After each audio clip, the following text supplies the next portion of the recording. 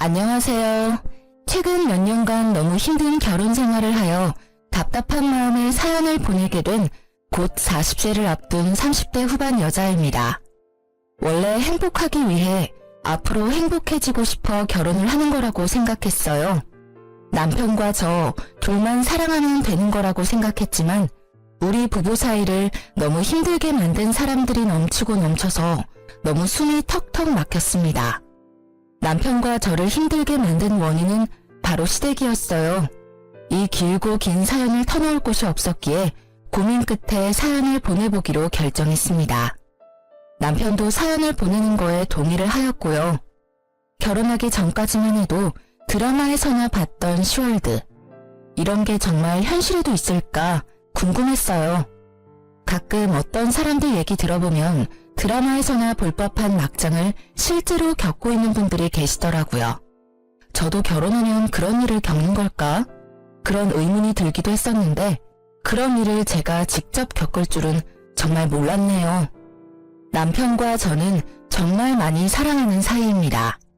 결혼을 하면서도 남편 때문에 제가 힘들었던 적은 전혀 없었어요. 오히려 남편 덕분에 제가 시월드 안에서도 버틸 수가 있었는데요. 어떤 힘든 일이 있어도 저희 부부 사이를 갈라놓을 수는 없었어요. 연애할 당시 남편이 오랫동안 취준생으로 지냈어도 군대를 간다고 했을 때도 저희는 절대 헤어지지 않았어요. 근데 우리 부부 사이에 금이 갈 뻔한 적이 딱 한 번 있는데 바로 시아버님과 남편의 여동생 때문이었어요. 보통 시어머님과 고부 갈등이 많이 생긴다는 말은 들은 적이 있는데 오히려 시아버님과 싸우는 일이 너무 많았어요. 보통 시아버님의 사랑은 며느리라고 하는데 그건 모든 사람에게 해당되는 말은 아니었어요. 남편과 오랫동안 연애를 하면서 이미 알고 있던 사실이 있는데 그건 남편의 집안이 가난하다는 거였습니다. 남편과 연애를 하면서도 집안일 때문에 힘들어할 때가 많았어요. 남편네 집에 좀 힘들다는 것은 예상했지만 이 정도로 힘든 집안일 줄은 몰랐어요. 남편과 결혼을 앞두고 있을 때 모든 상황을 전부 듣게 됐어요. 시댁이 처음부터 가난했던 것은 아닙니다. 남편 어릴 적부터 회사를 운영하고 계셨는데 무리하게 사업을 확장하게 되면서 결국 회사가 망했다고 합니다. 그래서 아버님 앞으로 빚만 억이었는데요. 처음엔 빚이 어마어마하게 많았지만 친척들의 도움을 받아서 엄청 많았던 빚이 1억으로 줄었다고 해요. 근데 1억이란 빚도 엄청 많은 빚이죠. 시어머님은 원래 부잣집 막내딸로 태어나신 분이라서 이제껏 돈 걱정이라고는 해본 적이 없으신 분인데 아버님 때문에 지금껏 돈 걱정을 매일매일 하면서 힘들게 살고 계셨다고 해요. 시어머님이 물려받으신 유산도 아버님이 모두 날렸다고 합니다. 그것 때문에 이혼 위기를 겪었지만 남편을 생각해서 이혼까지는 안 갔다고 해요. 원래 전업주부로 지냈던 분이었는데 마트에서 계산원으로 일하고 계셨고요. 열심히 일을 하면서 빚을 갚는 데에 보탬이 되려고 하는 어머님과 다르게 아버님은 빚을 갚는 데 있어서 크게 노력하지 않는 편이었어요. 아버님이 남들 아버님들과 다르게 연세가 꽤 있으신 편이라서 마땅히 일을 할 만한 곳이 없는데요. 그래도 잘만 찾으면 할 일은 많았습니다. 이제까지 사업을 해왔던 분이라 몸을 쓰는 힘든 일을 하긴 싫어하세요. 그래서 몸이 편하지만 월급이 적은 경비 일을 하면서 돈을 벌고 계셨는데요. 남편이 성인이 되기 전까지만 해도 이 집안의 가장이 바로 아버님이었기에 빚을 갚는 동시에 제 남편과 시누이를 먹여 살려야 하는 게 맞잖아요.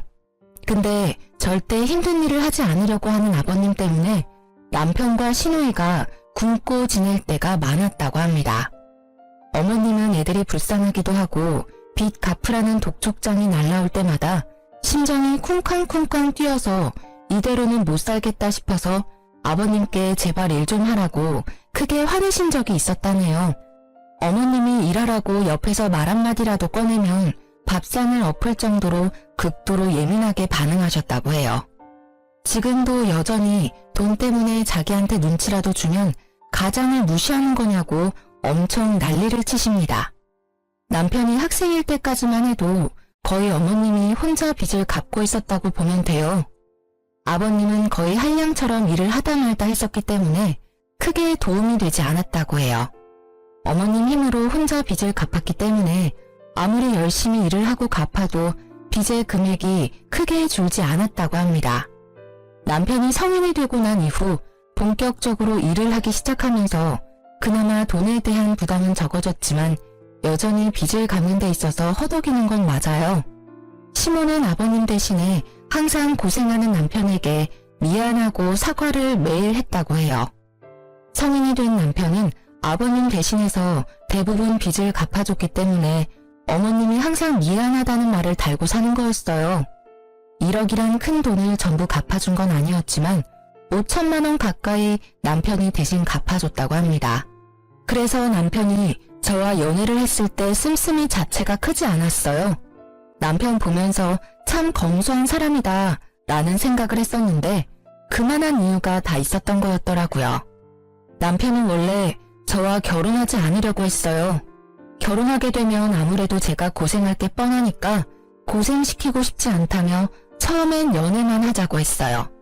하지만 전 그런 남편과 결혼하고 싶었어요. 항상 성실하고 워낙 착한 사람인 걸 알고 있었기에 남편에게 걱정하지 말고 바로 결혼하자고 했어요. 그래서 남편은 결혼하기 전에 시부모님에게 결혼 후엔 가족 빚을 갚는 데 도움을 주지 않겠다 선언하고 저와 결혼하게 됐어요. 오히려 남편이 결혼 전에 이렇게 딱 잘라서 말해놔야 앞으로 나와 앞으로 태어날 아기가 고생 안 한다고 말하더라고요. 오로지 제 생각만 해주는 남편과 바로 결혼하게 됐었는데 생각보다 감당하기 힘든 결혼 생활을 해야만 했는데요. 시아버님 때문에 항상 시끄러운 하루하루를 보냈어야 했어요. 그 이유는 아버님의 욕심, 자격지심, 심술 때문이었어요. 원래 가난으로 사람을 함부로 판단하면 안 된다고 생각하는 사람이 바로 저인데요.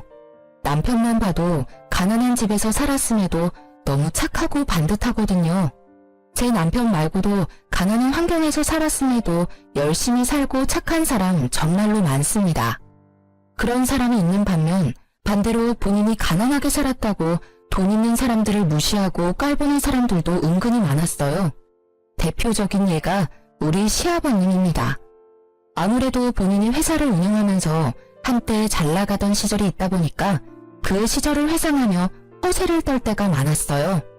그런 시아버님과 다르게 저희 친정아버지도 크게 회사를 운영하는 편인데 시아버님처럼 오래전부터 회사를 경영했어요. 다행히 저희 친정아버지는 지금까지도 사업이 잘 운영되고 있는데요. 근데 시아버님은 그게 마음에 안 들던 모양이에요. 민지야, 너네 사돈께서는 언제부터 그 회사 운영하셨니? 지금도 운영 잘 되는 것 같아? 아, 네. 지금도 물론 잘 되고 있어요. 아마 제 기억으로는 아버지가 제가 중학교 다닐 때부터 회사를 운영하셨다고 해요. 친정 아버지가 원래 처음부터 크게 하지 않고 작게 시작했다고 해요. 직원도 안 쓰고 혼자 열심히 발로 뛰면서 일한 덕분에 이렇게 회사가 클 수 있었다고 하네요. 혼자 힘으로 어떻게 그런 회사를 운영할 수 있었겠어? 그냥 다 운이 좋았던 거지. 요즘 회사 크게 운영하고 있는 사람들은 다 운빨이야, 운빨. 나 같은 사람이야말로 최고의 경영인이라고 하는 건데 내가 운이 안 좋게 태어나는 바람에 이 능력 제대로 써먹지도 못하고 참. 사돈한테 가서 전해. 사람은 항상 겸손해야 한다고. 가끔 보면 사돈께서 항상 어깨에 힘이 들어가 있어. 운이 좋아서 회사가 잘 된 것 같은데 본인이 정말 열심히 해서 그렇게 회사가 큰 줄 알고 있는 것 같더라고. 내가 볼 때 사돈 회사 경영 잘 못하는 것 같아. 아버님, 저희 아버지 정말 노력 많이 하셨어요. 운이 좋아서 그런 건 절대 아니고요. 저희 친정아버지 하루에 2시간씩 주무시면서 열심히 일한 겁니다. 지금 회사 만들고 싶어서 밤낮 가리지 않고 막노동부터 시작했고요. 저희 아버지 너무 무시하지 말아주세요. 내가 어른이기도 하고 회사를 경영해본 사람으로서 딱 보면 사이즈가 나와. 사돈은 그냥 운이 좋은 거야. 사돈 얼굴 보면 게으르고 노는 거 딱 좋아할 관상인데 운이 좋아서 회사가 잘 된 거라고. 내 주변에도 회사에서 운영하는 친구들도 다 능력 없고 게으른 녀석이 천지야. 내 눈썰미 절대 무시하지 마라. 아버님, 저희 아버지에 대해서 함부로 말씀하시지 마세요. 저희 아버지가 어딜 봐서 게으르고 노는 걸 좋아한다고 그러세요? 저희 아버지 정말 열심히 산 분이세요. 아버지께서 지금 회사 운영 안 하신다고 해서 우리 아버지까지 낮잡아 보실 것까진 없잖아요. 어른이 얘기를 하면 그런 줄 알 것이지 어디서 눈을 크게 뜨고 말대꾸야? 내가 봤을 때 사돈이 그렇게 생격 쓰니까 하는 말이지. 왜? 내가 너 친정아버지 낮잡아서 말하니까 기분 나쁘냐? 아니면 너 아빠가 돈 좀 번다고 날 무시하기라도 하는 거냐고. 그런 말이 어딨어요. 그냥 저희 친정아버지에 대해서 안 좋게 말씀하지 말라는 뜻이죠. 아버님 가끔씩 제 아버지에 대해서 안 좋게 말씀하시는 거 듣기 거북해요. 아무리 아버님께서 한때 사업을 운영하셨다고 해서 저희 친정아버지 사업에 대해 이래라 저래라 할 필요는 없다고 생각해요. 그러니까 앞으로 제 친정아버지에 대한 이야기 절대 안 해주셨으면 해요. 아버지가 저희 친정아버지에 대해서 너무 안 좋게 말씀하셔서 이날 크게 싸웠습니다. 다른 건 몰라도 부모님에 대해서 안 좋게 말하면 자식으로서 당연히 기분 나쁠만 하잖아요. 옆에 계시던 시어머님께서 말렸음에도 아버님은 크게 화를 내시더라고요. 결국 남편이 중간에서 말려준 덕분에 일이 잘 마무리가 될 수 있었는데요. 시아버님은 시어머님 말은 끝까지 듣지 않지만 그래도 남편 말은 잘 듣는 편이에요.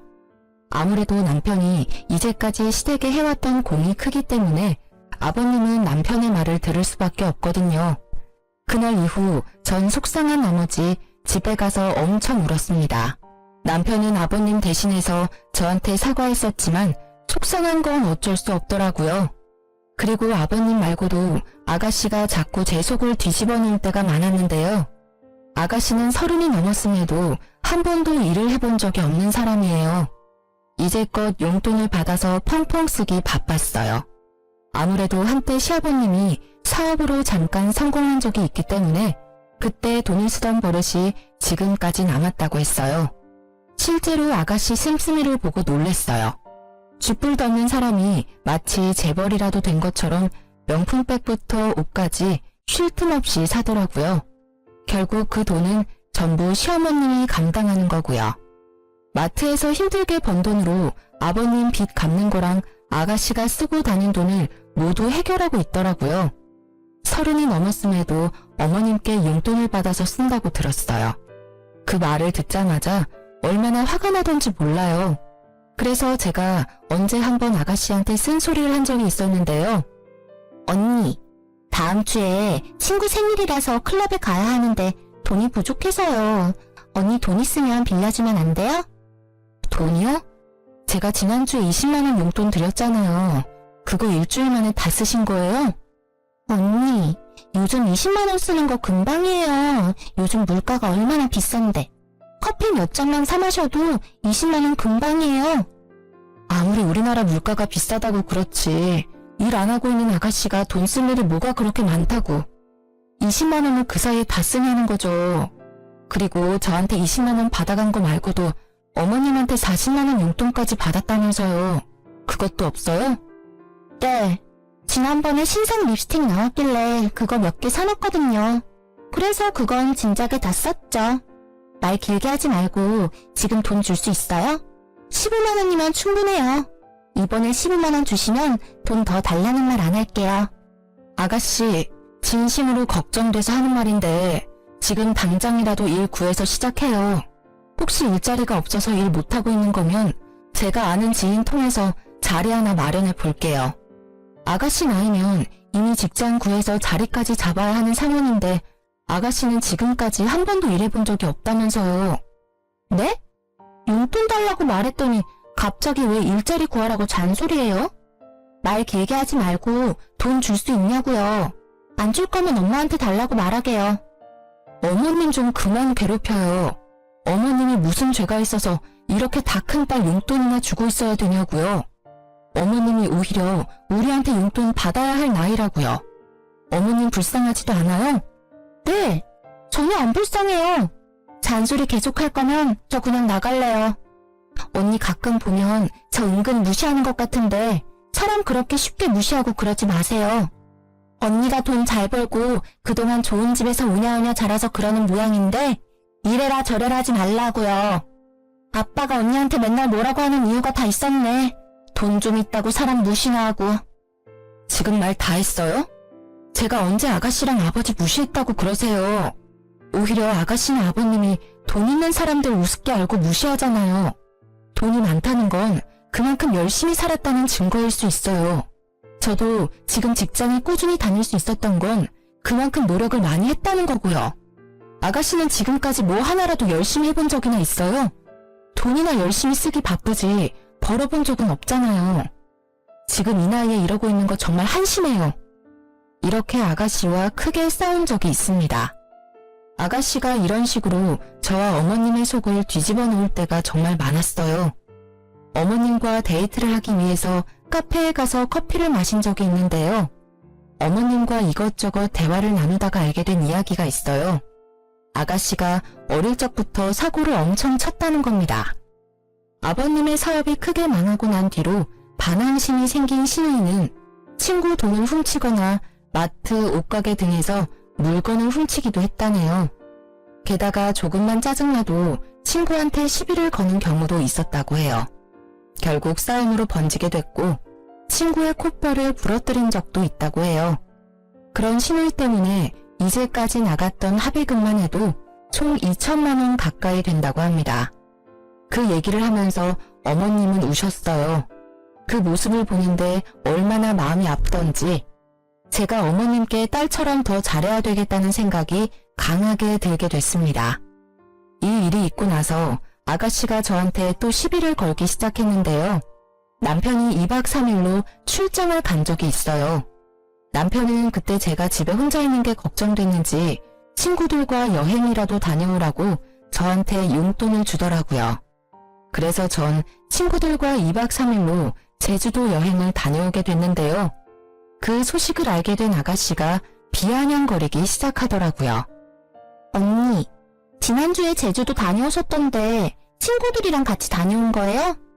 네, 그때 남편이 출장 가는데 제가 집에 혼자 있는 게 신경 쓰인다고 친구들이랑 여행 다녀오라고 하더라고요. 그래서 제주도 갔다 왔죠. 언니는 가만 보면 세상 참 편하게 사는 것 같아요. 남들은 여행 한 번 못 갈 정도로 힘들게 사는데 언니는 팔자 좋게 친구들이랑 여행도 다녀오고 참 좋겠어요. 저 신혼여행 이후로 정말 오랜만에 다녀온 여행이었어요. 그리고 여행 한 번 다녀온 게 팔자 좋은 거예요? 그렇죠. 정말 힘들게 사는 사람은 여행 갈 생각도 못해요. 그럴 돈도 물론 없고요. 우리 엄마 아빠도 여행 안 간 지 한참 됐을 텐데 그런 우리 엄마 아빠 모시고 다녀오지 그랬어요. 그런 생각은 안 해봤나 봐요? 아, 아가씨. 지난달에 저 어머님 모시고 강릉 여행 다녀온 거 잊었어요? 어머님이랑은 이미 여행 한 번 다녀와서 이번에 친구들이랑 여행 다녀온 거예요. 그리고 제주도 여행 갈 때 어머님이랑 원래 같이 가려고 생각했는데 어머님이 거절하신 거였고요. 제가 알아서 어머님 신경 쓰고 있는데 왜 아가씨가 비꼬고 그래요? 그럼 아가씨는 그동안 어머님 모시고 여행 한 번 다녀온 적은 있어요? 없는데요? 정작 딸내미는 이렇게 집에서 빈둥빈둥거리고 있고 며느리인 저는 어머님 모시는 거 보면 아무런 생각도 안 들어요. 남한테 감나라 배나라 하지 마시고 딸인 아가씨나 어머님한테 잘하세요. 어머님한테 돈이나 뜯어가지 마시고요. 뭐라고요? 말 너무 심한 거 아니에요? 언니 돈 좀 있다고 그렇게 막 여기저기 놀러 다니는 거 보면 정말 골빈 여자 같아요. 솔직히 언니가 친구들이랑 제주도 가서 남자랑 뒹굴었을 수도 있는 거잖아요. 네? 미쳤어요? 말 그렇게 함부로 할 거예요? 언니처럼 여행, 쇼핑 이런 거 즐기는 거 보면 그냥 된장녀라는 생각밖에 안 들어요. 그럼 아가씨는요? 지금 가뜩이나 어머님 힘드시다고 하는데 어머님 돈으로 명품백 사는 아가씨가 골빈 사람 같고 된장녀로밖에 안 보여요. 저한테 이래라 저래라 할 시간에 아가씨나 일 좀 구하고 돈이나 벌어요. 세상에서 제일 한심한 사람이 바로 아가씨라고요. 아가씨는 제 말이 끝나기가 무섭게 바로 제 머리끄댕이를 잡고 욕을 막 하더라고요. 전 막상 그런 아가씨의 머리까진 잡을 수가 없었어요. 때마침 그때 남편과 시어머님이 집에 들어왔고 욕하며 성질을 내는 아가씨를 말렸어요. 너 지금 새언니한테 무슨 짓이야? 언니가 나보고 골빈년이라고 했단 말이야. 엄마 돈이나 탐내는 사람이라면서. 자기야, 정말이야? 당신이 얘한테 골빈년이라는 말까지 했어? 아니, 내가 여행 다녀온 걸로 아가씨가 나한테 골빈 사람 같다면서 돈 좀 번다고 자기 무시하지 말라고 하잖아. 그래서 내가 아가씨한테 어머님 힘들게나 하지 말라고 말한 게 전부야. 너 언니한테 왜 그런 식으로 말해? 내가 이제까지 너 어떻게 하나 지켜봤는데 너 언니 말대로 왜 엄마 자꾸 힘들게 해? 우리 집 상황 잘 알면서 엄마 도와주지 못할 망정 왜 자꾸 힘들게 하냐고. 너 지금 입고 있는 옷만 해도 몇십만 원 아니야? 지금 너 주제에 이 옷 입어도 된다고 생각해? 오빠까지 1억이야? 가뜩이나 아빠 사업 망해서 서러워 죽겠는데. 다른 애들은 아무렇지 않게 누리는 거 난 바로 못한다는 게 자존심 상한다고. 나도 엄마처럼 궁상맞게 살고 싶지 않단 말이야. 그러면 오로지 너가 번 돈으로 누리면서 살아. 왜 힘들게 번 엄마 돈으로 누리려고 하냐고. 너 앞으로 이런 식으로 살 거면 당장 이 집에서 나가. 너 하나 빠지면 엄마 숨통은 트이겠다. 이날 어머님도 남편과 제 편을 들면서 아가씨를 엄청 혼냈습니다. 제 말이 틀린 게 전혀 없기 때문인데요.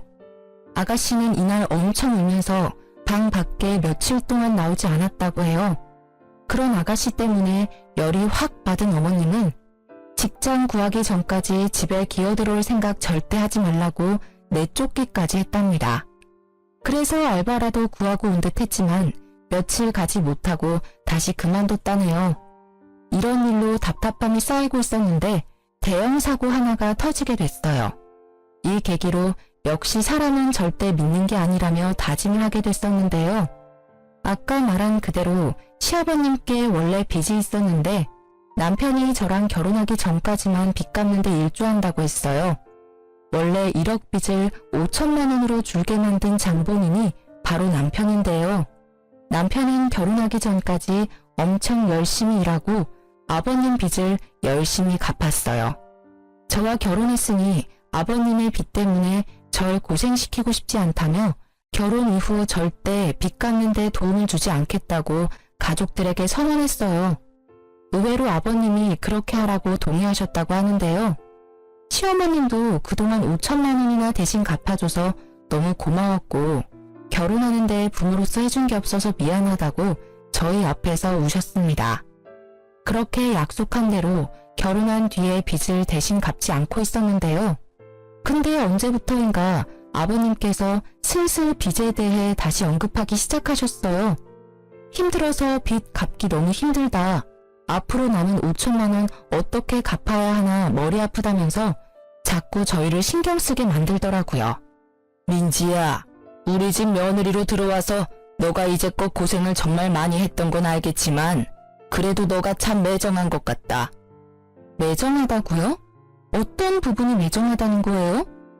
아무리 내 아들이 결혼하고 나서 내 빚 갚지 말자고 말했다고 해도 너가 빚 대신 갚아주자는 말 해주지 않을까 나름 기대하고 있었다. 내가 이 늙은 나이에 그 많은 돈을 어떻게 다 갚을 수가 있겠니? 젊은 너희가 대신 갚아주면 좋겠구나. 아들 혼자서 5천만 원 거의 다 갚았으니 둘이 힘을 합치면 남은 5천만 원 금방 갚을 수 있을 거야. 아버님 빚을 저희 보고 갚으라는 말씀이세요? 절대 안 돼요. 남은 빚은 아버님이 다 갚으셔야죠. 이제까지 남편이 5천만 원이나 갚았다면서요. 아버님이 양심이 있으시면 남은 금액 정도는 아버님 혼자 힘으로 갚으셔야죠. 내가 이 나이에 그 많은 돈을 어떻게 혼자 다 갚을 수 있겠냐?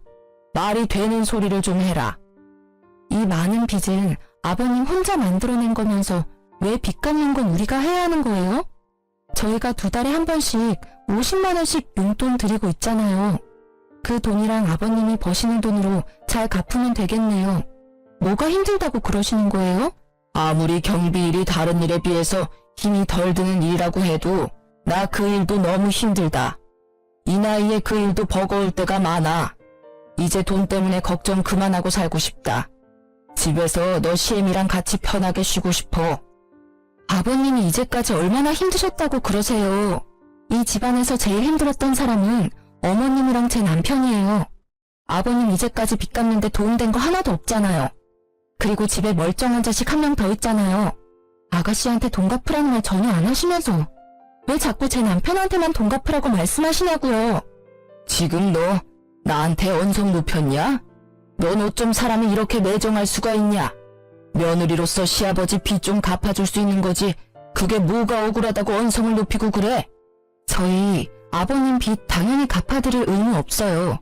아버님 혼자 스스로 갚으세요. 제 남편 더 이상 힘들게 만들고 싶지 않아요. 돈 많은 집에서 오냐오냐 자라서 그런지 못 배운 티가 너무 난다. 시아버지한테 저렇게 싸가지 없이 말하는 여자 처음 본다, 처음 봐. 너 앞으로 그렇게 살지 마. 욕먹는다. 옆에서 가만히 듣고만 있던 남편은 주먹을 불끈 쥐고 있더니 아버님의 멱살을 잡았습니다. 저는 물론이고 옆에 있던 어머님까지 놀랬어요. 전 그런 남편을 빠르게 말렸습니다. 아버님 멱살을 잡고 있는 남편을 간신히 떨어뜨려 놨어요. 아버지라는 인간이 이래도 돼? 나 하나 괴롭힌 것도 모자라서 이제 하다하다 며느리까지 괴롭히려고 하냐고. 적당히 좀 하세요. 나 아빠 때문에 정말 숨통이 막힌다고요. 내가 이제까지 널 어떻게 키웠는데 나한테 이러니? 아빠 빚 갚아준 게 그렇게 아까워? 아빠 태도 때문에 전 참기 힘들어요. 우리가 아빠 대신해서 빚 갚는 게 당연한 게 아니잖아. 아빠가 저지른 일은 본인 스스로 책임져야지. 계속 이런 식으로 나오면 나 아빠 안 보고 살 거야? 오빠 방금 뭐라고 했어? 고작 이 여자 하나 때문에 아빠 안 보고 살겠다는 거야? 야, 너 때문에 우리 오빠랑 아빠 싸우잖아. 너가 이혼해주면 다 끝날 일이니까 당장 꺼져. 중간에 있던 아가씨가 갑자기 저 때문에 이 사단이 생긴 거라면서 머리채를 잡더군요. 놀란 남편과 시어머니는 그런 아가씨를 말리기 시작했고요. 시아버님도 마찬가지로 이게 전부 제 탓이라는 말과 함께 손을 올리시더라고요. 전 정말 몹시 당황했습니다. 며느리를 때리려고 하는 시아버지라니요. 남편은 그런 시아버님과 아가씨를 밀치고 당신 같은 사람들이랑 못 산다고 말하며 저를 데리고 나왔습니다. 이 사건이 있고 나서 거의 2주 가까이 시부모님 전화를 받지 않았어요. 2주라는 시간 동안 고민한 끝에 시아버지와 아가씨를 보지 않고 살기로 했어요. 그리고 하나 더 결정한 게 있었는데요. 시어머님을 데리고 나오자는 거였습니다. 그 어떤 죄도 없는 어머님을 그 집안에 계속 있게 해서는 안 된다고 생각했어요. 어머님도 제 남편과 마찬가지로 계속 고생만 하고 살았습니다. 그래서 어머님을 따로 뵙고 나서 아버님과 당장 이혼하라고 말씀드렸어요. 어머님은 한참 고민하시다가 알겠다고 말씀하시더라고요. 시아버님께서 저한테 손찌검을 하려는 모습을 보고 이혼해야 되겠다는 결심이 생겼다고 합니다. 어머님이 아버님과 이혼한다면 그런 어머님은 저희가 모시고 살기로 했어요. 어머님은 저희 말대로 아버님께 이혼하자고 통보한 뒤 짐을 싸고 바로 저희 집으로 오셨는데요. 아버님은 절대 이혼 못 해주겠다고 말했지만 어머님이 이혼 안 해주면 법정에서 보자고 경고를 했다고 합니다. 아가씨도 왜 자기만 두고 가냐는 식으로 말했다고 하는데 어머님은 그런 아가씨한테 너는 딸도 아니야. 앞으로 너 인생 너 혼자 살아. 라는 말을 남기고 나왔다고 하네요. 어머님이 집에 나오고 난 뒤 한동안 아버님 전화와 시누이 전화 안 받았습니다. 남편은 아버님께 문자로 이제까지 자신이 대신 갚아준 5천만 원 돈 갚으라고 보냈다고 합니다. 몇 달이 지나고 나서야 어머님과 아버님은 합의 이혼을 할 수 있었어요. 다행인 게 아버님과 어머님이 같이 살고 있었던 집이 어머님 명의로 된 집이었다고 해요. 빚 때문에 아무리 힘들었어도 집이 없으면 더 서러운 법이라며 절대 팔지 않았다고 해요. 시어머님 앞으로 남은 유일한 전 재산인 집을 팔면서 시아버님과 아가씨는 내쫓기게 됐어요. 어머님은 그 집을 팔고 모든 금액을 저에게 주셨습니다. 그동안 못난 시부모 만나서 너무 고생 많았다고 이 돈 저보고 갖고 있으라고 하더군요. 대신 그동안 남편이 아버님을 대신해서 갚아준 5천만 원을 대신하기로 했어요. 어머님 말씀대로 그렇게 하기로 했습니다. 어머님은 아버님과 이혼하면 앞으로 어떻게 살아야 하나 엄청 막막할 줄 알았는데 오히려 너무 속 시원하다며 진작에 이혼할 걸 그랬다고 말씀하셨어요. 그리고 착한 며느리와 아들이 있는 덕분에 이렇게 마음 편히 살 수 있어서 행복하다고 하셨고요. 한순간에 내쫓기게 된 아버님과 아가씨는 한동안 친척집에서 지냈다고 들었습니다. 아버님은 위로만 형이 4명이나 있는데요. 하도 기생충처럼 돈도 안 내고 집에서 얹혀 사는 시아버님과 아가씨가 얄미웠나 봐요. 첫째 큰아버지께서 당장 나가라고 크게 혼을 내셨다고 하네요. 갈 곳이 없게 된 아버님은 결국 저한테 직접 전화를 하셨어요. 그동안 잘 지냈니? 너무 갑자기 전화해서 미안하다. 무슨 일로 전화하셨어요? 그게 말이다. 지금 나랑 태영이가 지낼 곳이 없어서 며칠 전까지만 해도 너네 큰아버지 댁에 잠시 지냈었는데 집에 나오게 됐네. 혹시 너희만 괜찮다면 당분간 너희 집에서 지낼 수 없을까? 아니요, 안 돼요. 제가 된다고 해도 그이가 허락 안 할 거예요. 그리고 이 집에 이제 저희 부부만 있는 게 아니라 어머님도 같이 지내고 있어요. 당연히 어머님도 아버님이랑 같이 지내는 거 절대 찬성 안 하실 거예요.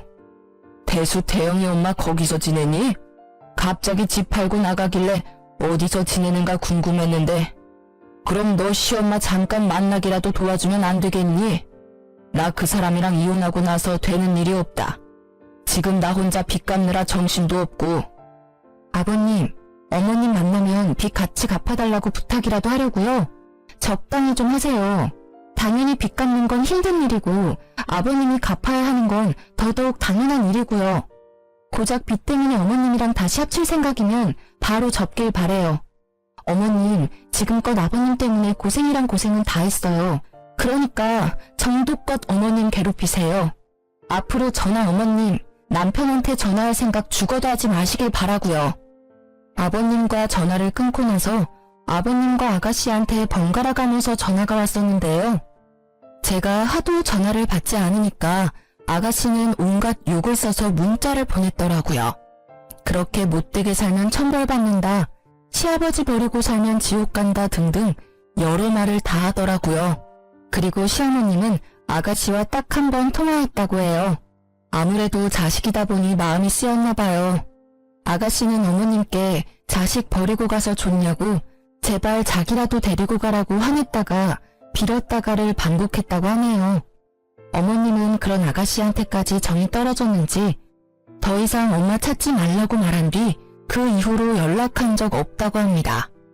이 일이 있고 나서 한참을 시누이와 아버님을 안 보고 살았습니다. 저희가 하도 연락을 안 받으니 이제 그쪽에서도 더 이상 연락을 하지 않았어요. 가끔 친척이나 주위 사람들 때문에 그 두 사람 근황에 대해서 어쩔 수 없이 듣게 되는데요. 아버님은 여전히 경비 일을 해왔었다고 해요. 근데 경비원으로 일하면서 그 아파트 단지 주민과 크게 싸웠다고 해요. 아버님 잘못이 아닌 일인데도 아버님이 크게 잘못했다는 식으로 사람들이 몰아가길래 결국 경비 일을 그만뒀다고 해요. 본인 스스로 그만뒀다고 말하고 다닌다고는 하는데 거의 잘린 거나 마찬가지라고 합니다. 경비원 일을 그만두고 나서 뭐라도 일을 해야 했던 아버님은 공사판에 가서 막노동을 했다고 해요. 아버님 연세로는 절대 못할 일인데 어떻게 시작하게 됐는지 한 달 동안 막노동 일을 해왔다고 해요. 근데 일을 하다가 무거운 물건을 잘못 들게 됐고 결국 허리를 크게 다쳤다고 합니다. 가뜩이나 연세도 많으신 분이라서 무거운 물건을 들거나 격하게 움직이면 안 됐는데 젊은 사람도 하기 힘들다는 막노동을 하니 당연히 다칠 수밖에 없죠. 허리와 다리를 크게 다쳤다고 합니다. 즉시 응급실로 이동하긴 했지만 당장 수술을 받을 돈이 없던 아버님은 결국 치료 시기를 놓쳤다고 해요. 다리 한쪽이 마비까지 된 상태였고 허리를 크게 다치는 바람에 걷는 것조차 거의 불가능한 상태였어요. 친척들은 왜 아픈 걸 진작 말하지 않았냐고 속상하다고 말씀하시긴 했지만 정작 그런 아버님을 데리고 살겠다는 분들은 전혀 없었다고 합니다. 결국 아버님은 친척들 도움으로 요양원 시설에 들어가서 지낸다고 해요. 아버님 앞으로 있는 빚에 대한 행방은 아직 정확히 들은 바가 없고요. 친척들이 빚까지 모두 책임지고 있지 않는다고만 알고 있어요. 그리고 항상 백수로만 지내던 아가씨는 드디어 일을 시작했다고 들었어요. 본인이 일을 열심히 하고 있다고 사진 몇 장 찍어서 어머님께 문자로 보낼 때가 종종 있다고 합니다. 열심히 일하고 있으니까 본인 데려가라는 식으로 어필하는 것 같았어요. 그렇지만 어머님은 그런 아가씨와 같이 살 생각은 죽어도 없다고 합니다. 30 넘은 여자애 평생 책임지고 싶지 않다면서요. 분명 같이 살기 시작하면 지금 하고 있는 알바 또 그만둘 애라고 이렇게 혼자 살면서 일하는 습관을 가져야 한다고 말씀하셨어요. 아가씨는 낮엔 택배 포장 아르바이트를 하고 밤에는 호프집에서 알바를 한다고 들었어요. 주말에는 전단지 돌리는 알바까지 한다고 했고요. 아가씨와 아버님은 집에서 쫓겨난 이후로 따로 지냈었다고 해요. 그래서 아가씨도 아버님이 요양원에 들어갔다는 사실은 전혀 몰랐다고 해요. 가끔씩 아버님 상태를 확인하기 위해서 요양원에 간간히 간다고 하네요. 그렇게 예전과 다르게 열심히 아르바이트를 하고 호프집 사장님 집에서 하숙을 하고 있다고 들었는데 그런 아가씨도 큰 사고를 당했습니다.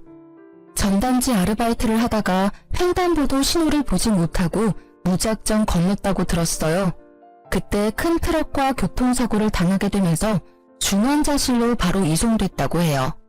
그 사실을 들은 어머님은 당장 병원에 찾아가서 신우이의 상태를 확인했는데요. 의사 말로는 깨어난다고 해도 식물인간으로 지낼 가능성이 높다고 했어요. 깨어나지 못할 가능성은 더더욱 크고요. 어머님은 의사에게 아가씨 상태만 전해 듣고 다시 집으로 돌아갔습니다. 살아있는 것만 확인했으면 됐다고 이제 아가씨 절대 신경 쓰지 않겠다고 해요. 다행히 아가씨 병원비는 친척 중 한 사람이 책임지고 있다고 하지만 앞으로 친척들이 계속 그 많은 비용을 계속 내줄지는 장담하지 못해요. 큰아버지의 와이프인 큰어머님께서 제 시어머님께 전화한 적이 있다고 해요. 아무리 두 사람이 잘못했다고 해도 어떻게 얼굴 콧배기도 안 비칠 수가 있냐고 쓴소리를 했다고 합니다. 아무래도 친척들이 아버님 요양원 비용, 아가씨 병원비를 모두 감당하려고 하니까 부담이 될 수밖에 없죠. 그런 말을 들은 어머님은 큰어머님께 내가 그동안 그 두 년놈을 데리고 산 것만으로도 감사하게 생각하라고 아무리 죽을 지경에 놓인 사람이라고 해도 절대 신경 쓰지 않겠다고 말했다고 하셨어요. 이미 친척들 사이에서 시어머님은 자식과 남편 버린 호루 잡년이라고 불리고 저는 부모와 자식 사이 끈은 못된 년이라고 제대로 욕먹고 있다고 합니다. 그렇지만 이제껏 아버님과 아가씨가 저희한테 해온 짓이 있기 때문에 미안한 마음이 들지는 않았어요. 남편도 더 이상 그 두 사람한테 신경 쓰고 싶지 않다고 합니다. 어머님도 두 사람 죽지 않은 것만 확인했으면 됐다고 저한테 절대 죄책감 이런 거 느낄 필요 없다고 앞으로 우리 셋만 행복하면 그만이라고 말씀해주세요. 전 남편과 어머님 덕분에 마음의 무게를 덜어낼 수 있었습니다. 저희 부부와 어머님은 요즘 걱정 없이 셋이서 잘 지내고 있습니다. 가끔 아버님과 아가씨 생각만 하면 마음이 좋지 않지만 두 사람은 이제 신경 쓰지 않기로 했어요. 최근 어머님과 해외여행도 다녀오고 친구분들과 같이 관광여행 다녀오라고 보내주기도 했습니다. 그동안 열심히 돈만 벌었지 제대로 써본 적이 없는 어머님은 자신이 이렇게 편하게 지내도 되는 건가 걱정이 된다고 하셨습니다. 이제 앞으로 예전처럼 빚 때문에 본인 인생 포기하면서 지내지 말고 이제 앞으로 편하게 놀면서 본인 인생 즐기라고 말씀드렸어요. 다니고 있던 마트 일도 그만두셨어요. 어머님이 저희한테 주신 큰 돈도 있기도 하고 저희 부부만 일해도 충분히 어머님 모시고 살 능력이 되기 때문에 어머님께 용돈을 드리며 셋이서 같이 행복하게 살고 있습니다. 가끔 친척분들이 무작정 우리 집에 찾아오는 일이 종종 있기도 했어요. 아버님과 아가씨 때문에 이제껏 나가게 된 돈들 저희 보고 대신 갚으라고 하더라고요.